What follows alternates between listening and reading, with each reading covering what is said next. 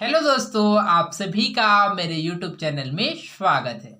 आज हम पढ़ेंगे अध्याय 8 जैविक प्रक्रिया नियंत्रण एवं समन्वय life process control and coordination का लेक्चर 7, जिसमें आज का हमारा टॉपिक है पौधे में नियंत्रण एवं समन्वय control and coordination in plants. Okay, तो इसमें हम लोग जानेंगे कि पौधे में किस प्रकार से नियंत्रण एवं समन्वय होता है। जिस प्रकार से हम लोगों ने क्या है मानव में जाना था कि जो मनुष्य है उसमें किस प्रकार से नियंत्रण एवं समन्वय होता था, किस प्रकार से कंट्रोल एंड कोऑर्डिनेशन होता है, तो ठीक इसी प्रकार हम लोग पौधों में जानेंगे कि पौधों में नियंत्रण एवं समन्वय किस प्रकार से होता है।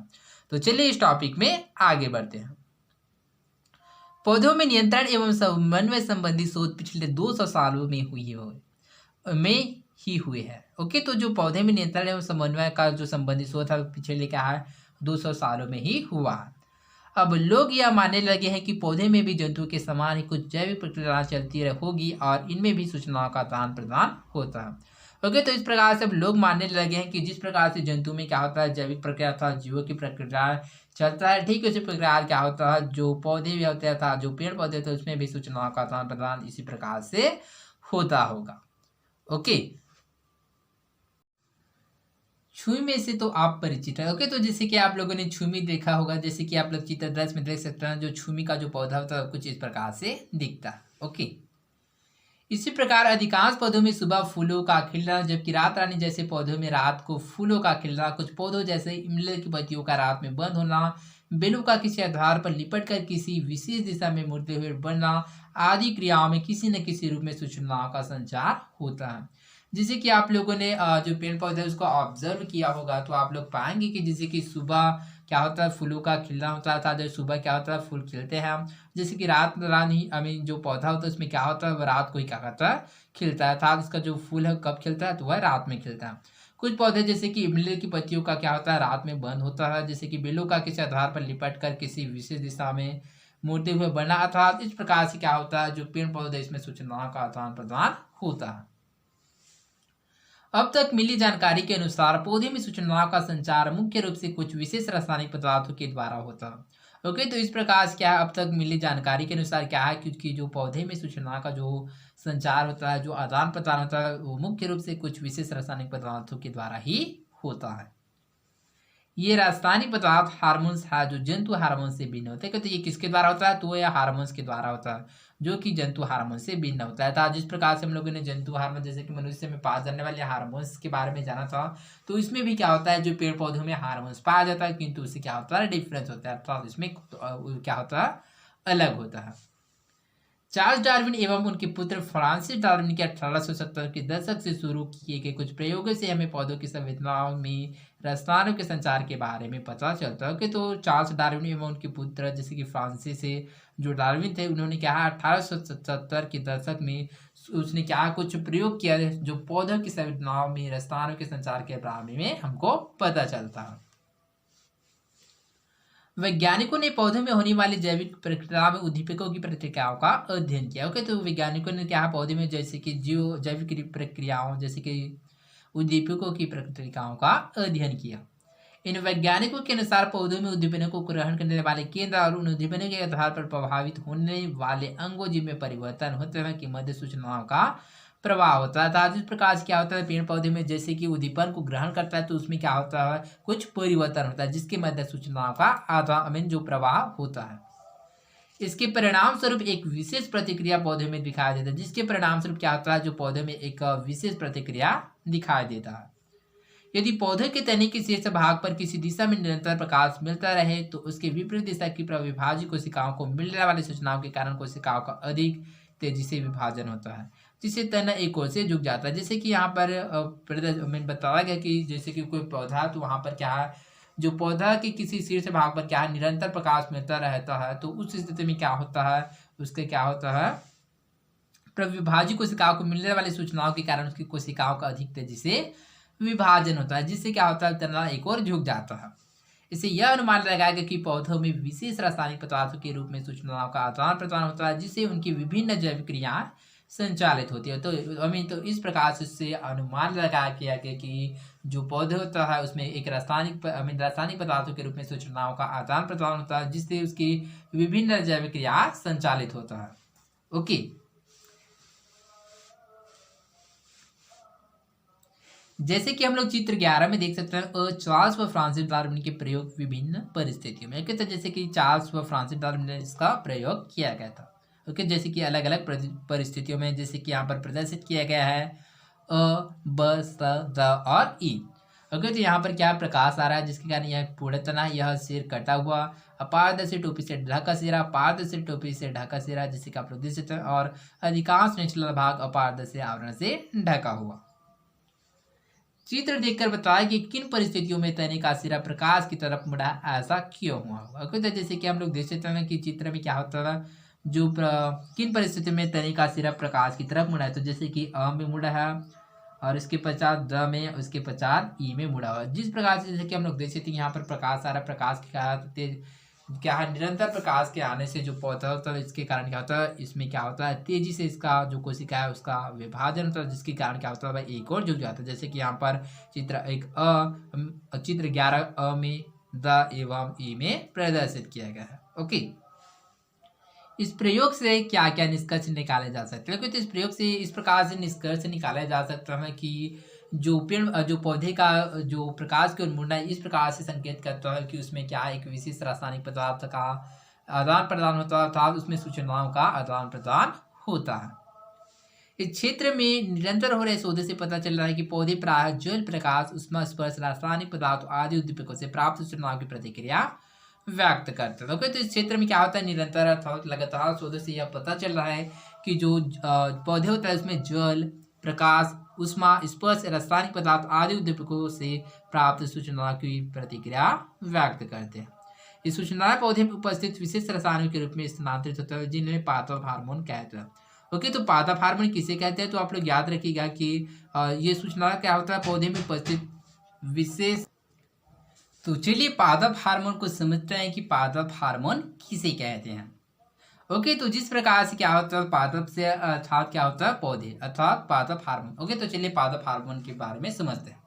तो पौधे प्राय जल, प्रकाश, उष्मा, स्पर्श, रासायनिक पदार्थों आदि उद्दीपकों से प्राप्त सूचनाओं की प्रतिक्रिया व्यक्त करता है। ये सूचना पौधे में उपस्थित विशेष रसायनों के रूप में स्थानांतरित होता है, जिनको ही पादप हार्मोन कहा जाता है।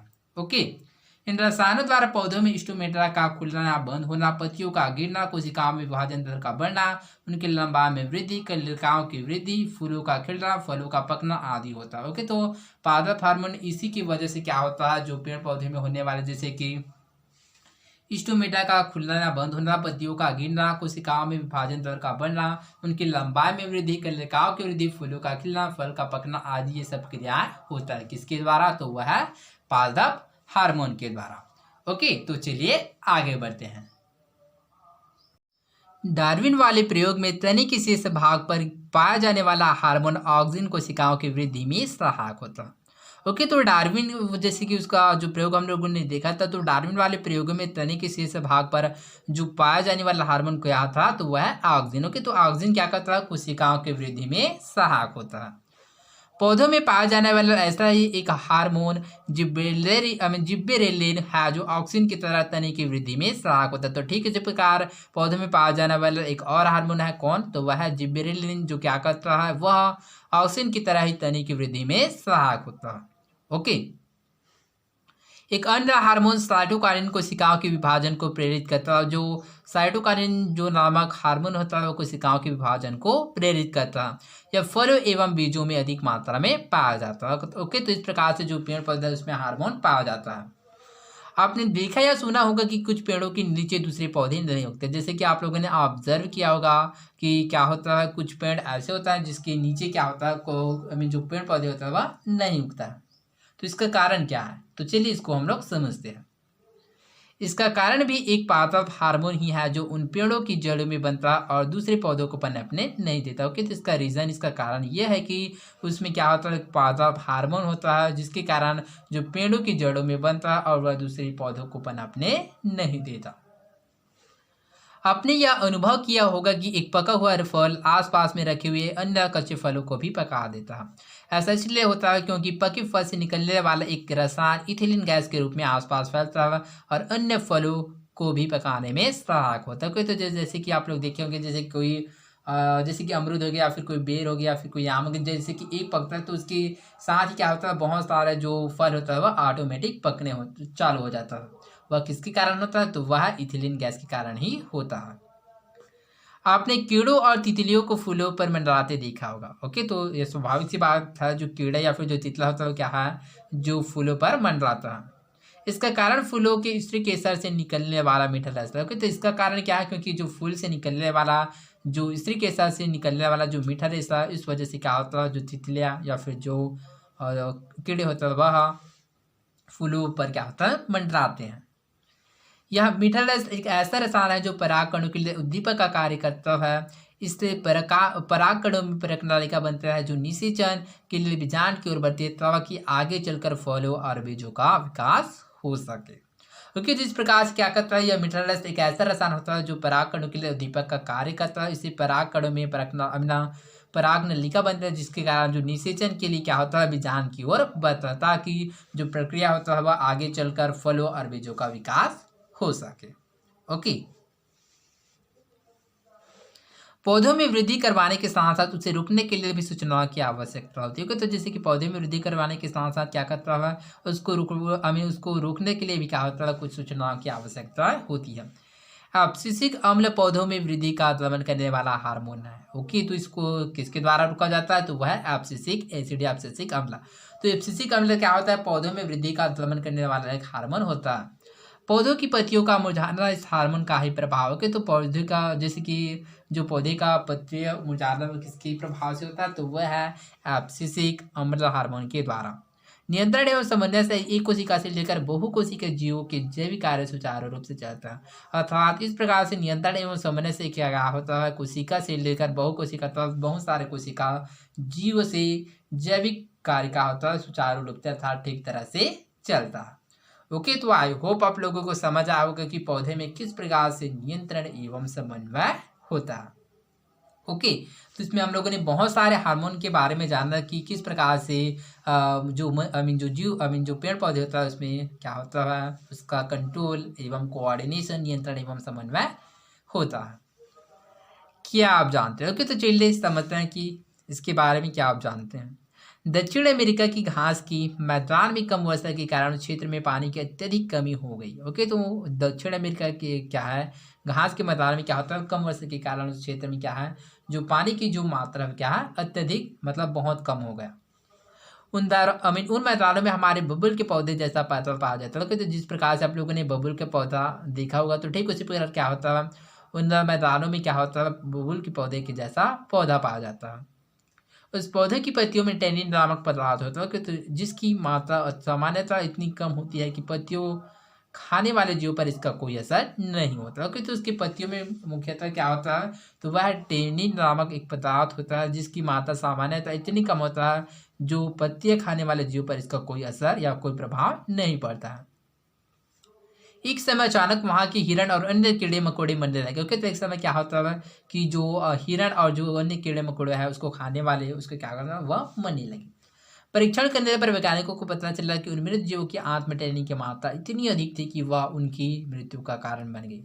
ओके, तो उसका खोज अर्थात वैज्ञानिकों ने क्या उसका रिसर्च या फिर उसका परीक्षण करने पर उन्होंने पाया कि जो मृत जीव है, मृत जीव की आंत में जो टैनिन की जो मात्रा है क्या हो गया, इतनी अधिक हो गया था कि जिसके कारण उसका वह कारण बन गए किसके लिए, मृत्यु के लिए। अर्थात उसकी जो उसकी मृत जीव की आंत में टैनिन की मात्रा इतनी अधिक हो गया था कि वह उनकी मृत्यु का कारण बन गया। आगे परीक्षणों से पता चल रहा है कि उन पेड़ों की पत्तियों में सामान्य से बहुत अधिक मात्रा में टैनिन था जिसके कारण उन्हें खाने से जीवों के शरीर में टैनिन की मात्रा इतनी अधिक हो गई कि वे जीव मर गए। अर्थात इस प्रकार से उसके शरीर में क्या होता है, जो पत्तियाँ होता है उसमें टैनिन की मात्रा इतनी अधिक हो गया था जिसके कारण क्या हो गया, उसको खाने वाले जो जीव है उसमें टैनिन की मात्रा इतना अधिक बढ़ गया जिसके कारण जो वो जीव है वह मर गए।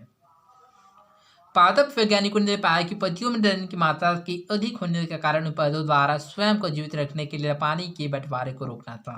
ओके, तो इस प्रकार पादप वैज्ञानिकों ने यह पता लगाया कि पत्तियों में टेनिन की मात्रा की अधिक होने के कारण पौधे द्वारा स्वयं को जीवित रखने के लिए पानी के बंटवारों का रोकना था, ताकि टेनिन के प्रभाव से उन्हें खाने वाले जीव तो मर जाए किंतु पौधे स्वयं जीवित रहे। ताकि जो टेनिन के प्रभाव से क्या होता है, जो उसको खाने वाले जीव तो मर जाए किंतु जो पौधे होता है स्वयं जीवित रह सकते हैं, अतः जो पौधे वह स्वयं सुरक्षित रह जाए। वैज्ञानिकों के सामने एक प्रश्न और भी था कि अचानक पत्तियों में टेनिन की मात्रा को बढ़ाने के लिए उस क्षेत्र में सभी पौधों तक इस सूचना का प्रसार कैसे होगा। ओके, तो वैज्ञानिकों के माइंड में एक क्वेश्चन रहा है कि आखिरकार जो टेनिन की मात्रा को बढ़ाने के लिए उस क्षेत्र के सभी पौधों तक इस सूचना का प्रसार कैसे हुआ होगा।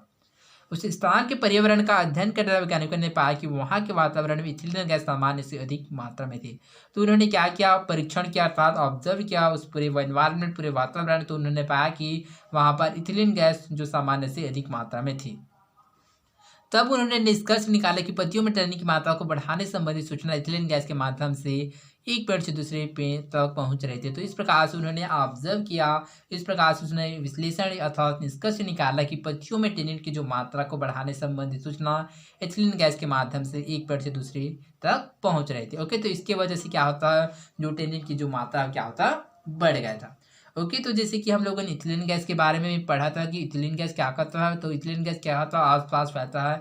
जिस प्रकार से क्या होता है, जो फल होता है वह क्या करता है, एक फल पकने से क्या होता है, उसके आसपास जितने फल होता है वह धीरे धीरे क्या हो जाता है, पकना चालू हो जाता है। वह किसके कारण होता है, तो वह इथिलीन गैस के कारण होता है। तो ठीक इसी प्रकार जो इथिलीन गैस होता है वह टेनिन की मात्रा को क्या होता है, टेनिन की जो सूचना है उसको क्या करता है, एक पेड़ से दूसरे पेड़ में क्या होता है फैलाता है, जिसकी वजह से क्या होता है, वहाँ पर उपस्थित जो पेड़ों के जो टेनिन की जो मात्रा वह इतना अत्यधिक हो गया था, जिसके कारण उसको खाने वाले जीव मर गए। ओके, तो आई होप आप लोगों को समझ आया होगा। तो चलिए हम लोग रिवाइज करते हैं कि आज हम लोगों ने क्या क्या सीखा। तो सबसे पहले हम लोगों ने पादप हार्मोन्स के बारे में जाना कि पादप हार्मोन्स क्या होता है। तो पादप हार्मोन्स क्या होता है, तो पौधे प्रायः जल, प्रकाश, ऊष्मा, स्पर्श, रासायनिक पदार्थों आदि उद्दीपकों से प्राप्त सूचनाओं की प्रतिक्रिया व्यक्त करते हैं। ये सूचनाएं पौधे में उपस्थित विशेष रसायनों के रूप में स्थानांतरित होते हैं, जिन्हें ही पादप हार्मोन्स कहते हैं। इसके साथ ही हम लोगों ने एंजाइम के बारे में जाना था कि पेड़ पौधे में पाए जाने वाले कुछ एंजाइम होते हैं, जिसके कारण क्या करता है, वह प्रतिक्रिया देता है, जैसे कि ऑक्सीजन होगा। तो डार्विन वाले प्रयोग में तने की शीर्ष पर भाग पर पाया जाने वाला जो हार्मोन हो क्या कौन सा है, वह ऑक्सीजन है। इसके द्वारा क्या होता है, तो ऑक्सीजन के द्वारा कोशिकाओं की वृद्धि में सहायक होता है। ओके, तो जो ऑक्सीजन हार्मोन होता है वह कोशिकाओं की वृद्धि में सहायक होता है। जिब्बेरेलिन, तो जिब्बेरेलिन क्या होता है, तो ऑक्सीजन की तरह तने की वृद्धि में सहायक होता है। उसके पश्चात हम लोगों ने साइटोकाइनिन के बारे में जाना कि साइटोकाइनिन क्या होता है, तो कोशिकाओं के विभाजन को प्रेरित करता है कौन, साइटोकाइनिन, और यह फलों एवं बीजों में अधिक मात्रा में पाया जाता है। इसके साथ ही हम लोगों ने एब्सिसिक अम्ल के बारे में जाना कि एब्सिसिक अम्ल क्या होता है। तो एब्सिसिक अम्ल पौधे में वृद्धि का दमन करने वाला एक हार्मोन होता है, जो पौधों की पत्तियां का मुरझाना या इस हार्मोन का ही प्रभाव होता है। ओके, तो इसके साथ ही हम लोगों ने पौधों में नियंत्रण एवं समन्वय के बारे में जाना था। ओके, तो इस टॉपिक में हम लोगों ने किसके बारे में जाना, तो पौधों में नियंत्रण एवं समन्वय। Okay, control and coordination and plants. Okay, तो इसमें हम लोगों ने जाना कि पौधे में नियंत्रण एवं समन्वय किस प्रकार से होता है। तो नियंत्रण एवं समन्वय से ही एक कोशिका से लेकर बहुकोशिकीय के जीवों के जैविक कार्य सुचारू रूप से चलते हैं। ओके, तो आई होप आप लोगों को समझ आया होगा। तो आज के लिए बस इतना ही, मिलते हैं अगले वीडियो में। धन्यवाद।